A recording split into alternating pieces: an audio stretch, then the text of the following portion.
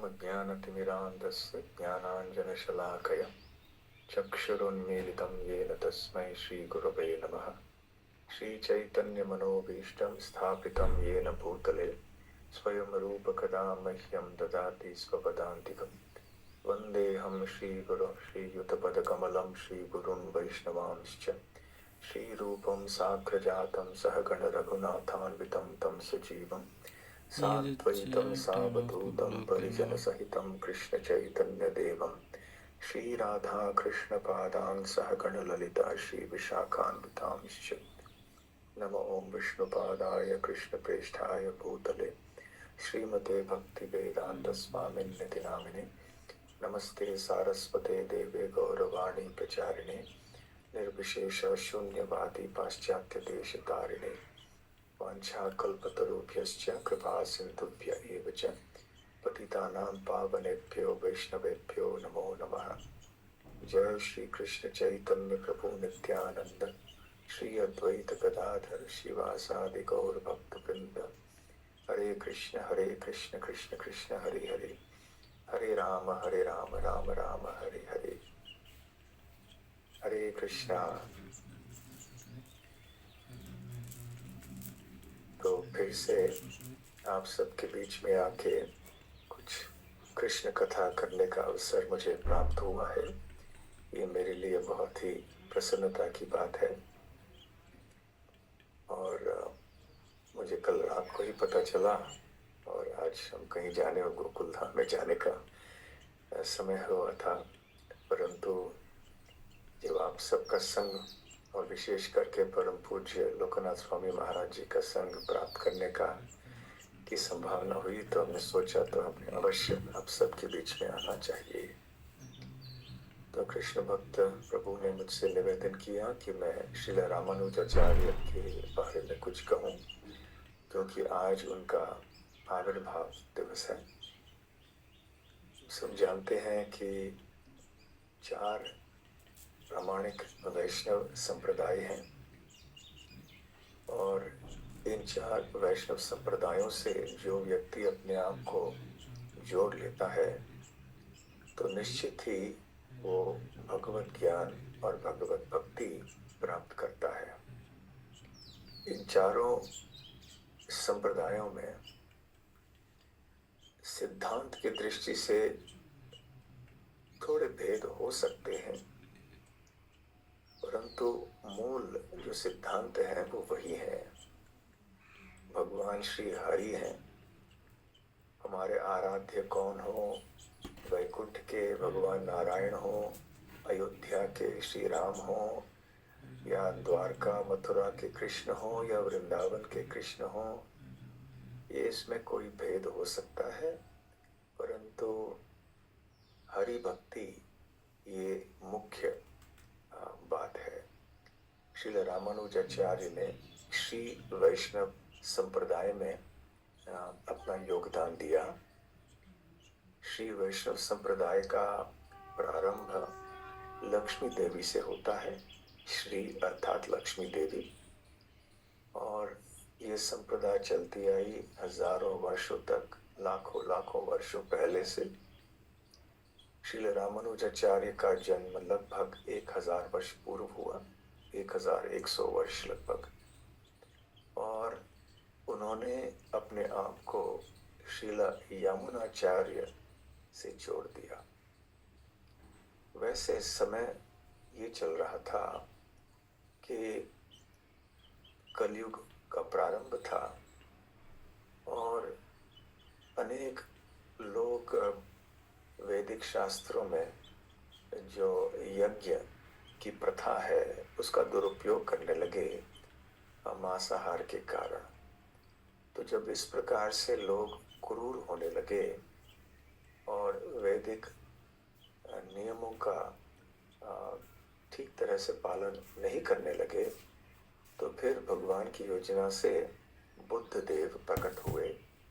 उन्होंने कहा कि मुझे ये पशु हत्या पे बिल्कुल ये ठीक बात नहीं है।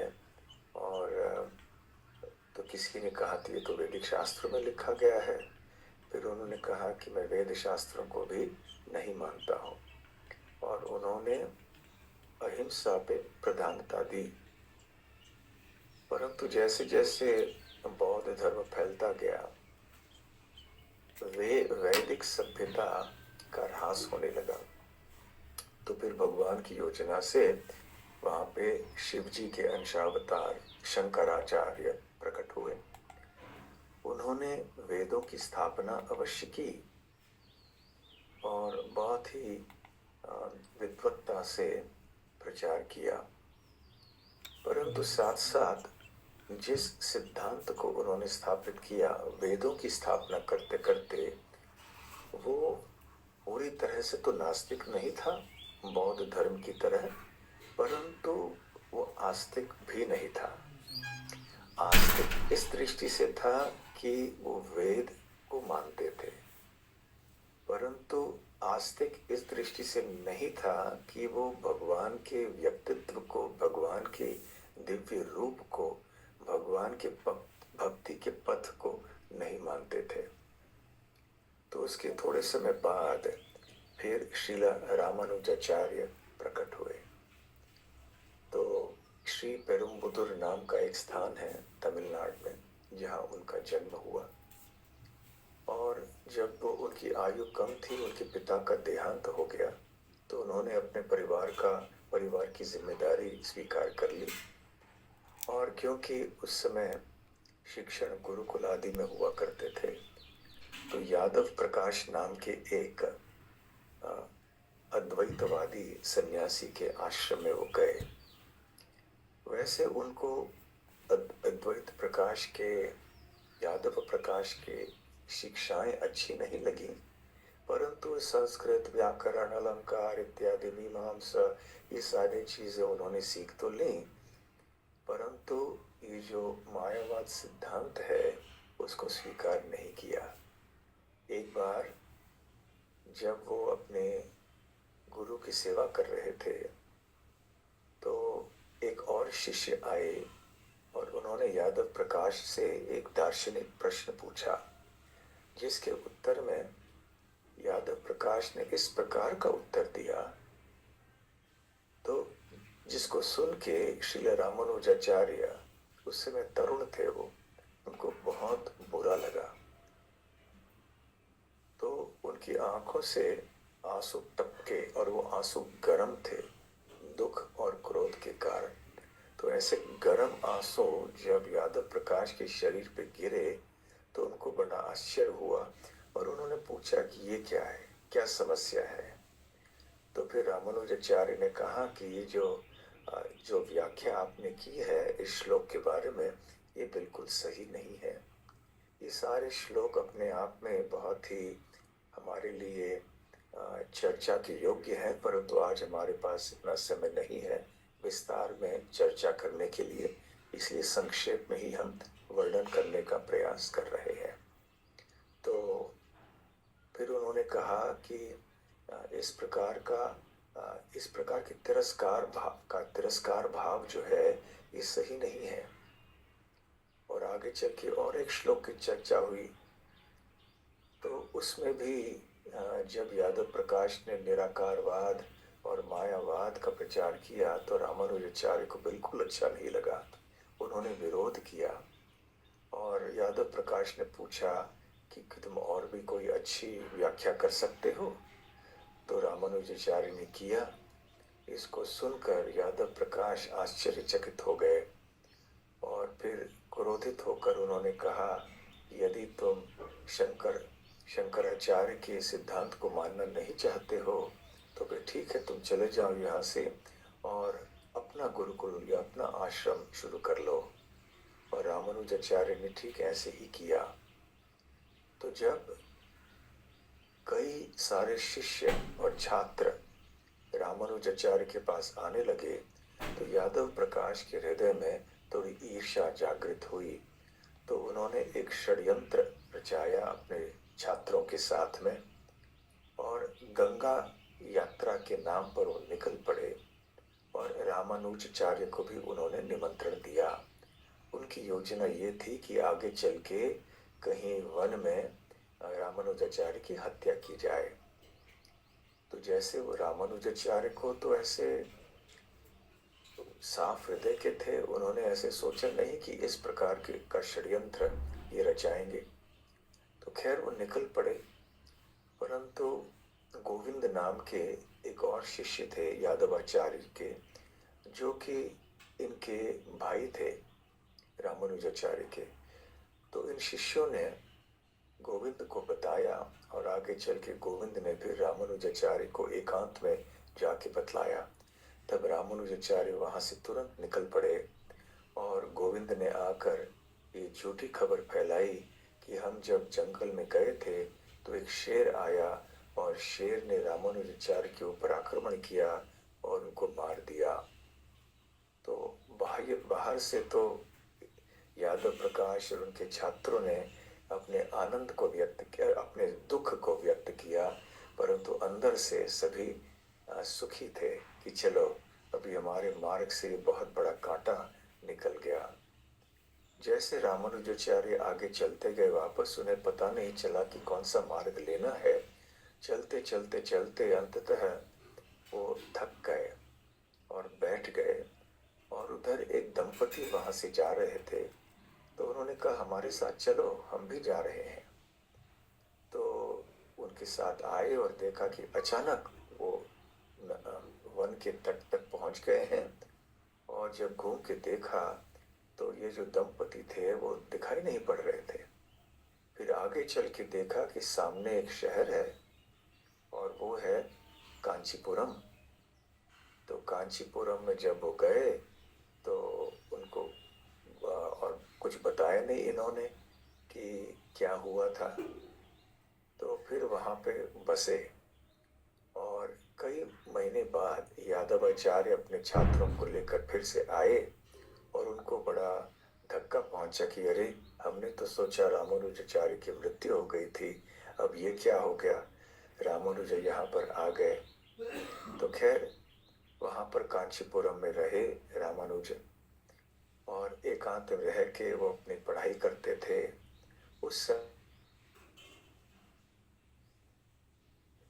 यामुनाचार्य वहां पर आए और रामानुजाचार्य के द्वार पे आए भिक्षा के लिए। तो रामानुजाचार्य ने पूरा सत्कार तो किया, भिक्षा भी दी और उनको अपने घर में स्वागत किया। और जब उन्हें पता चला कि यामुना श्रीरंगम के थे, जहाँ पर श्री रंगनाथ स्वामी विराजमान हैं, तो उनको बड़ा आनंद हुआ, और उन्होंने यमुनाचार्य के चरणों में नमन करते हुए कहा कि मैं आपका शिष्य होना चाहता हूँ। तो यमुनाचार्य बड़े प्रसन्न हुए और रामानुज को उठाकर उन्होंने आलिंगन किया, और उन्होंने कहा कि हे वत्स, अब तुम्हारी भक्ति को देखकर मैं बहुत प्रसन्न हूँ। तुम एक लंबी आयु जियो, भगवान श्री नारायण की सेवा में ऐसे ही मेरा आशीर्वाद है। फिर रामानुजाचार्य ने अपने गुरु की प्रदक्षिणा की, और फिर यमुनाचार्य निकल पड़े श्रीरंगम के लिए। तो अब रामानुजाचार्य जब पहले से शुद्ध भक्ति के सिद्धांत का प्रचार कर रहे थे, वो अपने और भी उत्साह से इसी सिद्धांत का प्रचार करने लगे। और एक बार उनको खबर मिली कि यमुनाचार्य वो बहुत ही उनकी तबीयत बहुत खराब हो गई है, अस्वस्थ हुए हैं। तो उधर रामानुजाचार्य शीघ्र ही निकल पड़े कांचीपुरम से श्रीरंगम के लिए। परंतु जैसे जैसे वो पहुंचे वैसे वैसे उन्होंने देखा कि यमुनाचार्य ने अपने प्राण त्याग दिए हैं। श्रीरंगम पहुंचने के लिए कावेरी नदी को पार करना पड़ता है। तो वहां पर ये बहुत आश्चर्य लगा उन्हें ये देखकर कि अद्भुत दृश्य था वहां पर। परंतु बड़े दुख की बात ये थी कि रामानुजाचार्य यमुनाचार्य अब वहां थे नहीं, उन्होंने अपना प्राण त्याग दिया था। तब उन्होंने देखा, सभी वहां उपस्थित जो वैष्णव थे उनको देखकर आश्चर्य हुआ कि श्रील यमुनाचार्य के दाहिने जो मुट्ठी थी उन्होंने बंद करके रखी थी और सारे शिष्य सोच रहे थे कि इसका तात्पर्य क्या होगा। और फिर रामानुजाचार्य ने कहा कि हमारे गुरु यमुनाचार्य की 3 इच्छाएं थीं और वो चाहते थे कि ये 3 इच्छाएं पूर्ण हों। और एक कि जो लोग मायावाद दर्शन से भ्रमित हो चुके हैं उनकी रक्षा की जाए। दूसरी बात कि जो उनको भगवान नारायण की भक्ति है वो प्रदान की जाए। तो जैसे ही उन्होंने ये कहा तो उनको जो उनकी एक उंगली है वो फिर से बाहर आ गई, निकल गई ठीक से। फिर उन्होंने कहा कि वो चाहते थे कि मैं एक वेदांत सूत्र के ऊपर टीका लिखूं जिसमें वैष्णव सिद्धांत का वर्णन हो। जब ऐसे कहा तो ये दूसरी उंगली भी उनकी ठीक हो गई।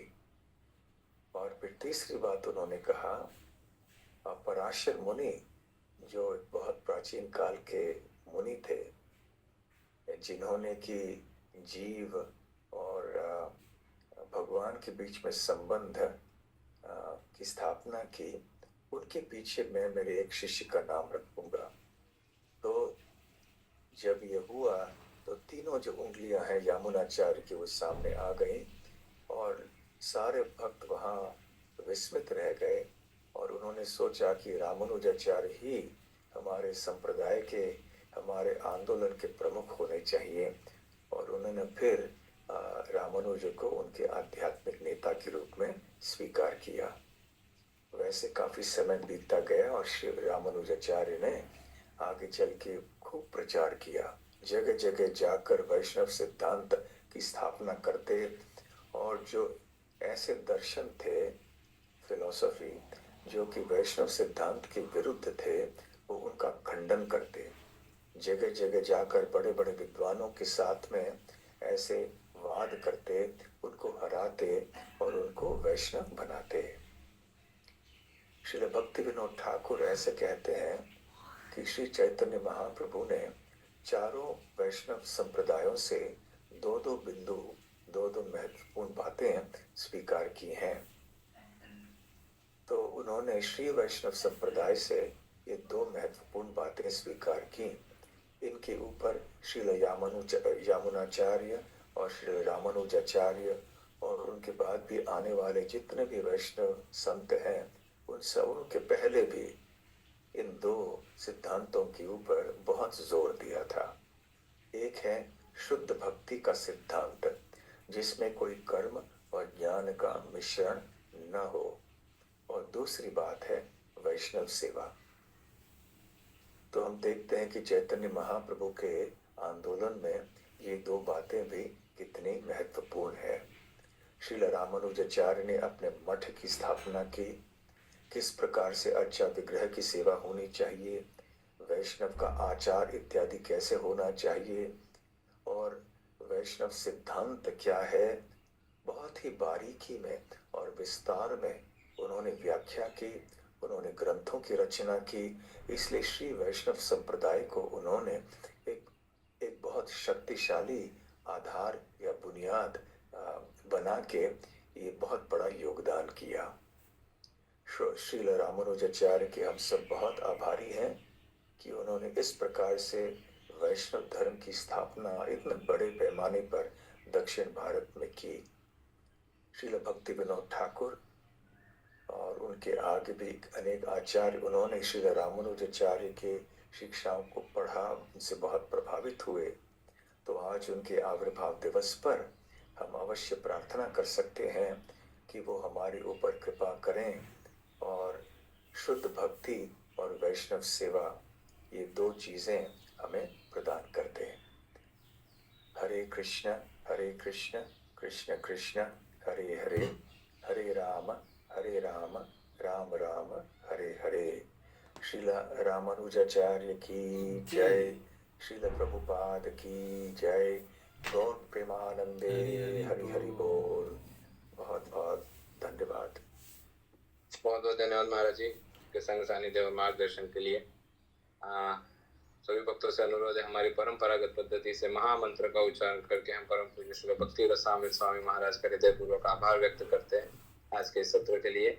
महाराज जी जैसे प्रारंभ में कहे, कहीं ट्रैवलिंग के लिए निकल रहे थे, लेकिन महाराज जी का हम सभी के ऊपर प्रेम और महाराज जी की अनुकंपा के वश महाराज जी अपना स्केड्यूल थोड़ा सा डिले करके अब महाराज जी अपनी यात्रा को प्रारंभ करेंगे।